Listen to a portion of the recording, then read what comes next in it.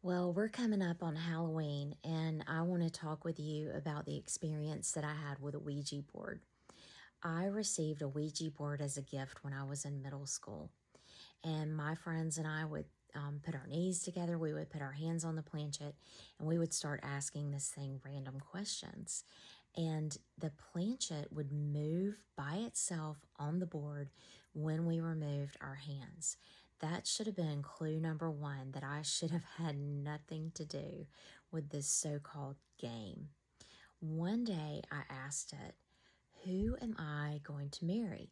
And it went to the letters W-A-D-E, the name Wade.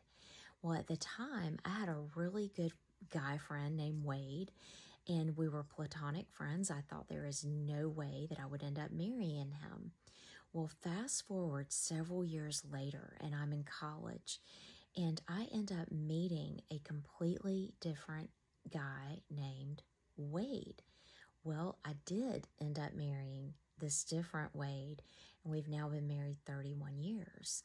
The fact that this entity that I was talking to knew who I was going to marry in my future is absolutely frightening. Another thing that I realized during that time that I had that Ouija board is I was making some really bad decisions. Now, I was a Christian this whole time, but I had opened myself up to this demonic presence, and it caused me to make some really bad decisions in my life. The other thing that happened is I would go home and I would have trouble going to sleep. I was scared. I felt like there was something or someone in the room with me. I was having nightmares, and I prayed about it. And I finally realized that I had put the Ouija board underneath my bed. So I took that Ouija board, I threw it in the garbage.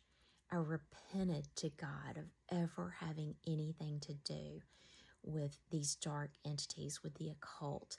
You know, the Bible's very clear and tells us that we're not to consult spiritists, we're not to consult mediums, and we're not to talk to the dead. What we are to do is to have nothing to do with the fruitless deeds of darkness, but we are instead to expose them.